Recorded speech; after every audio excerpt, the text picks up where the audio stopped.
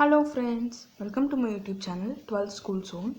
இன்னைக்கு நம்ம class 12 இங்கிலீஷ்ல unit 3 poem All the World's a Stage textual exercises part 2 தான் பார்க்க போறோம். ஏற்கனவே நான் part 1 அப்லோட் பண்ணியிருக்கேன். அதில் வந்து questions 1 to 3 வரைக்கும் போட்டிருக்கேன். இப்போ நம்ம 4th questionல இருந்து பார்க்கலாம்.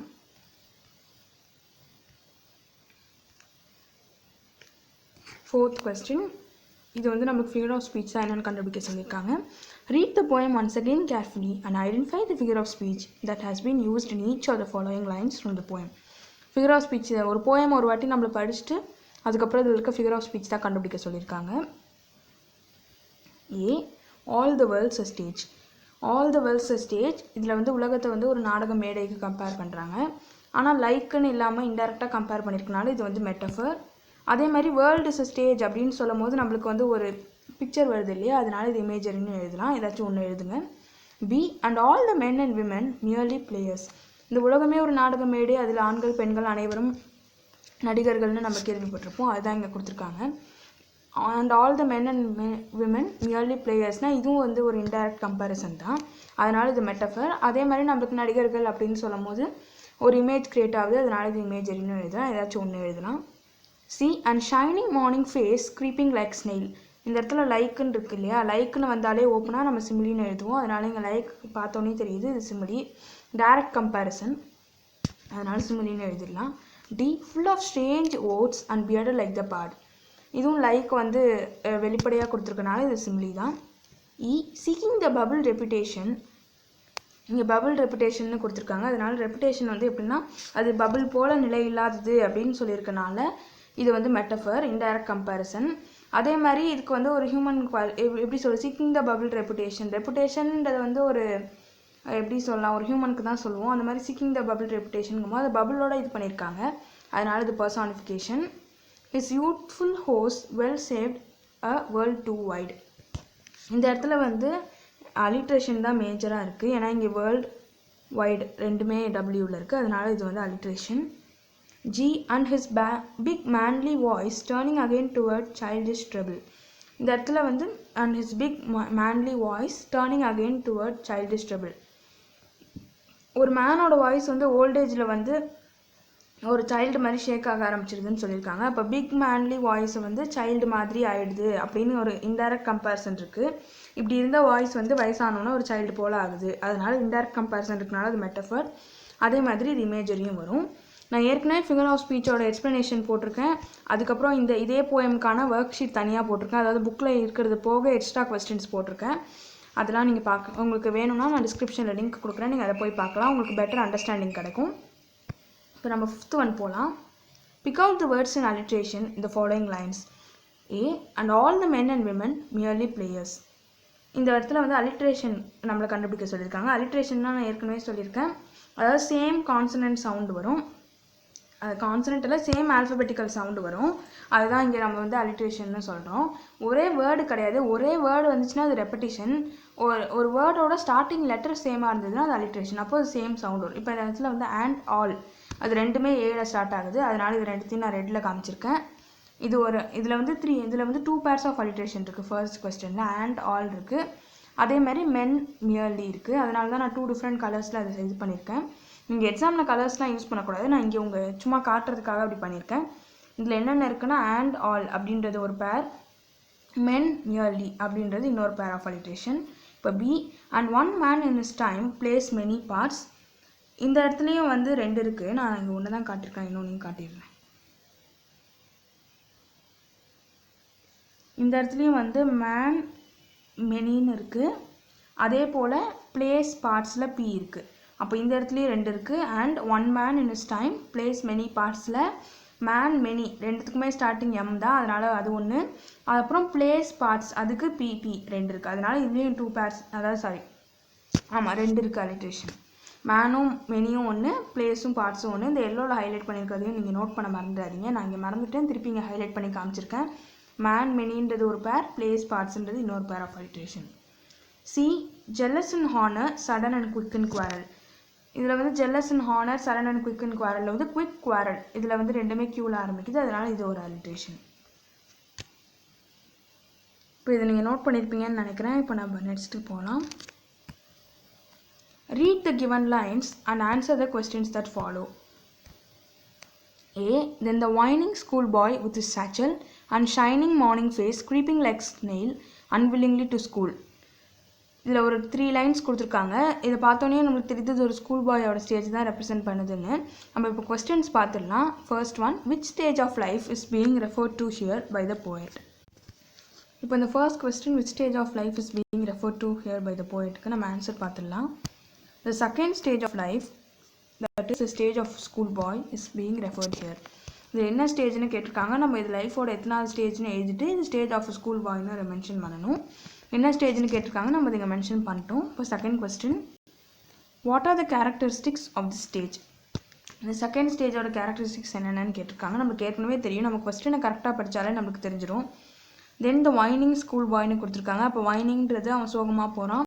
வித் சேச்சல் அட்ட ஒரு ஷோல்டர் பேக் இருக்குது. ஷைனிங் மார்னிங் ஃபேஸ், அவன் முகம் பார்க்க ஷைனிங்காக இருக்குது. க்ரீப்பிங் லைக் ஸ்னெயில், அவன் ரொம்ப ஸ்னெயில் மாதிரி ஸ்லோவாக போகிறான். அன்வில்லிங்லி டு ஸ்கூல், ஸ்னெயில் மாதிரி ஏன் போகிறான், ஏன்னா அவனுக்கு ஸ்கூலுக்கு போக பிடிக்கல. இப்போ இதை படித்தாலே நம்ம கேரக்டரிஸ்டிக்ஸ் தெரிஞ்சிருது. இதை நம்ம ஒரு சென்டென்ஸில் போட்டு எழுத வேண்டியதுதான். The school boy has a shining morning face and he is unwilling to go to school. அவன் முகம் நல்லா பளிச்சுன்னு இருக்கு, ஆனால் அவனுக்கு ஸ்கூலுக்கு போக இஷ்டம் இல்லை. இது நம்ம எழுதியாச்சு. இப்போ third question, how does the boy go to school? அவன் எப்படி போகிறான்? The boy goes to school unwillingly like a snail. எப்படி போகிறான்னா ஸ்னெயில் மாதிரி போகிறான், நத்தை மாதிரி ஸ்லோவாக போகிறான், ஏன்னா அவனுக்கு ஸ்கூலுக்கு போக பிடிக்கல. அதனால the boy goes to school unwillingly like a snail. Fourth one, which figure of speech has been employed in the second line? இந்த செகண்ட் லைன்னா இது, இந்த செகண்ட் லைனில் என்ன ஃபிகர் ஆஃப் ஸ்பீச், இந்த செகண்ட் லைனில் என்ன ஃபிகர் ஆஃப் ஸ்பீச்னு கேட்டிருக்காங்க. அதாவது அந்த shining morning face creeping like ஸ்னெயிலில் இந்த செகண்ட் லைனில் லைக் இருக்குது ஓப்பனாக, அதனால இது வந்து simile is figure of speech used இந்த செகண்ட் லைன். ஏன்னா அங்கே டைரக்ட் கம்பேரிசன் இருக்குது க்ரீப்பிங் லைக் ஸ்னெயில்னு, அதனால இது சிமிலி. இப்போ செகண்ட் ஒன், அதாவது பி போகலாம். Then a soldier, full of strange oaths and bearded like the part, jealous in honor, sudden and quick in quarrel, seeking the bubble reputation even in the cannon's mouth. இப்போ இந்த soldier stage நம்மளுக்கு படித்தோன்னே தெரியுது. இப்போ நம்ம first question பார்த்துடலாம். What is the soldier ready to do? இப்போ first ஒன்க்கான answer, the soldier is ready to quarrel. அவன் வந்து சண்டை போட ரெடியாக இருக்கான், ஏன்னா அந்த ஏஜுக்கு ஆனால் அது ஒரு கேரக்டரிஸ்டிக் தான். அதுதான் நம்ம அங்கே பார்த்தோம் கொஸ்டினில்.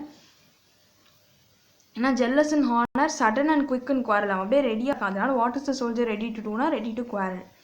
Second one, explain bubble reputation. Bubble ரெப்புடேஷன்னா என்னன்னு கேட்டிருக்காங்க. நான் ஏற்கனவே சொல்லியிருக்கேன், இருந்தாலும் நீங்கள் பார்க்கலாம். Bubble reputation refers to the fame which is temporary or short lived like a bubble. Bubble ரெப்புடேஷன்ன்றது என்னென்னா ஒரு புகழ். அது எப்படிப்பட்ட புகழ்னா நிலையில்லாத ஒரு கொஞ்சம் காலத்துக்கு மட்டும் இருக்கக்கூடிய புகழ். அதுதான், ஏன்னா பபிள் மாதிரி, பபிள் எவ்வளோ நேரத்துக்கு இருக்கும், கொஞ்சம் நேரத்துலேயே உடஞ்சிரும் இல்லையா, அந்த மாதிரி இருக்க புகழ் தான் பபிள் ரெப்புடேஷன்.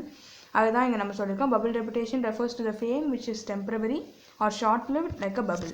இப்போ third one, what are the distinguishing features of the stage? இதுக்கும் நான் சொன்ன மாதிரி தான், இந்த கொஸ்டினை படித்தாலே நம்மளுக்கு தெரிஞ்சிடும் இந்த ஸ்டேஜ் ஆஃப் லைஃபோட ஃபீச்சர்ஸ் என்னென்னு.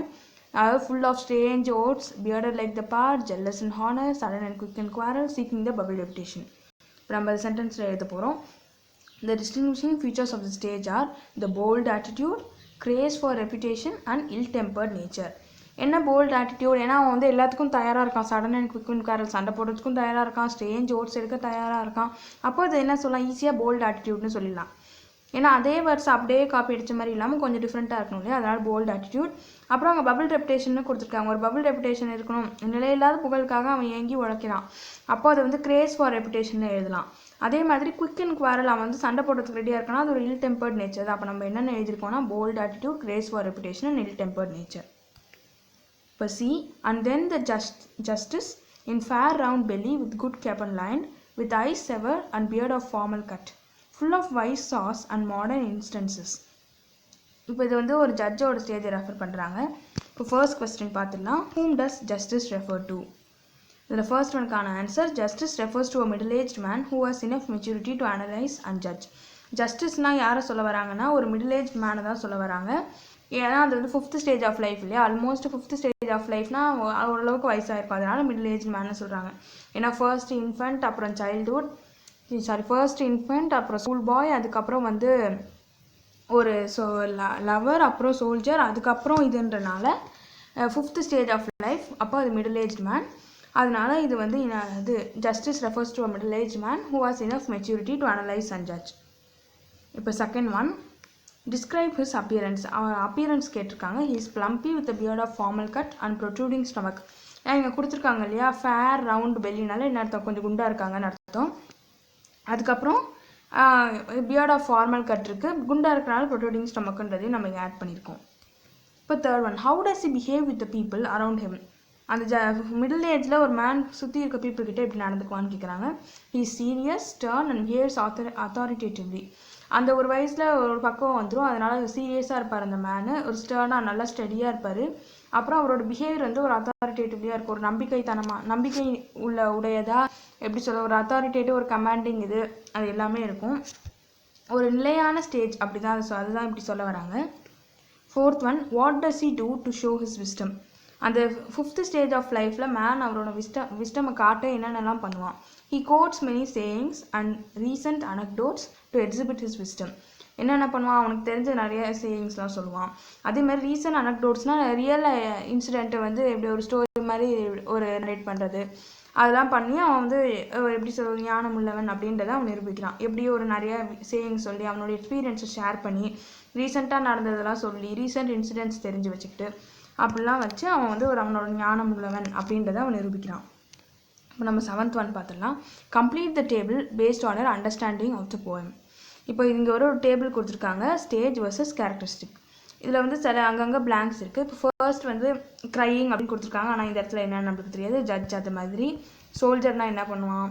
அதுக்கப்புறம் இது என்ன ஸ்டேஜ்னு கொடுக்கல, ஆனால் அன்ஹாப்பின்னு கொடுத்துருக்காங்க. அப்போ எந்த ஸ்டேஜ் ஆஃப் லைஃப்பில் அன்ஹாப்பியாக இருப்பாங்க, அதெல்லாம் நம்ம அடுத்து செகண்ட் சைல்டுஹுட்டுக்கு பிளாங்க் கொடுத்துருக்காங்க. அப்போ வைனிங்னு கொடுத்து இந்த சைட் பிளாங்க், அதாவது ஸ்டேஜை வந்து பிளாங்க் கொடுத்துருக்காங்க. இந்த மாதிரி ஸ்டேஜும் கேரக்டரிஸ்டிக்கும் மாற்றி பிளாங்க் கொடுத்துருக்காங்க. ஃபைனலாக ஓல்டு மேன் கொடுத்து அந்த இடத்துல பிளாங்க் கொடுத்துருக்காங்க. இப்போ நம்ம இதுக்கான கேரக்டரிஸ்டிக் இந்த போயமை படித்ததை வச்சு நம்மளோட அண்டர்ஸ்டாண்டிங் வச்சு ஃபில் பண்ண போகிறோம்.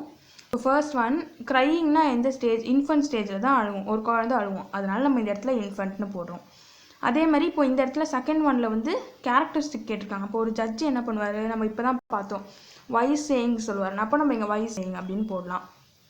அடுத்தது சோல்ஜரோட கேரக்டரிஸ்டிக் என்ன, ஜெல்லஸ் இன் ஹானர்.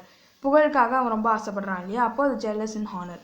அடுத்து என்ன ஸ்டேஜ்னு கொடுக்கலாம், ஆனால் அன்ஹாப்பின்னு கொடுத்துருக்காங்க. அப்போ இந்த இடத்துல நம்ம லவர் போட்டுக்கலாம், ஏன்னா அவன் அன்ஹாப்பியாக இருக்கான் அப்படின்றனால. அடுத்து செகண்ட் சைல்டுஹுட் கொடுத்துருக்காங்க, ஆனால் இந்த சைடு கேரக்டரிஸ்டிக் அவங்க ஃபில் பண்ணல. செகண்ட் சைல்டுஹுட்னா என்ன, சைல்டுஹுட் மாதிரியே தான் அது ரிப்பீட்டுனாலும் அந்த ஏஜில் ஓல்டு ஏஜில் டிபெண்ட்டாக ஆகிடுவாங்க. அதனால் நம்ம டிபெண்ட்னு எழுதலாம், இல்லை ஓல்டேஜ்னு எழுதலாம், என்ன வேணுமோ எழுதலாம். ஆனால் போயமில் இருக்கிறத வச்சு நம்ம புரிஞ்சுக்கிட்டு எழுதணும். இப்போ இந்த இடத்துல வந்து ஸ்டேஜ் கொடுக்கல, வைனிங்னு கொடுத்துருக்காங்க. நம்ம ஏற்கனவே படித்தோம், whining school boy going reluctantly like a snail to ஸ்கூல்னு. அப்போ இது வந்து ஸ்கூல் பாய் தான் குறிக்குது, இந்த ஸ்டேஜ் அதனால் ஸ்கூல் பாய்னு எழுதுறோம். இப்போ இங்கே ஓல்டு மேனுக்கு கேரக்டரிஸ்டிக் கேட்டிருக்காங்க. நம்ம நிறைய கேரக்டரிஸ்டிக் பார்த்தோம், இதில் வந்து நம்ம ட்ரெம்பிளிங் வாய்ஸ்னு நான் போட்டிருக்கேன். நீங்கள் என்ன வேணுமோ போட்டுக்கலாம், ஆனால் கரெக்டானது எடுத்து போடணும். ட்ரெம்பிளிங் வாய்ஸ்னால் வாய்ஸ் வந்து ஷிவர் ஆகும் இல்லையா, வாய்ஸ் ஆகுது, அதுதான் நான் கொடுத்துருக்கேன். இந்த வீடியோ உங்களுக்கு யூஸ்ஃபுல்லாக இருக்கும்னு நினைக்கிறேன் ஃப்ரெண்ட்ஸ். இதெல்லாம் நோட் பண்ணியிருப்பீங்கன்னு நினைக்கிறேன். தேங்க்யூ. நம்ம சேனலை இன்னும் சப்ஸ்கிரைப் பண்ணாதவங்க பக்கத்தில் இருக்க பெல் ஐக்கானை ப்ரெஸ் பண்ண மறந்துடாதீங்க.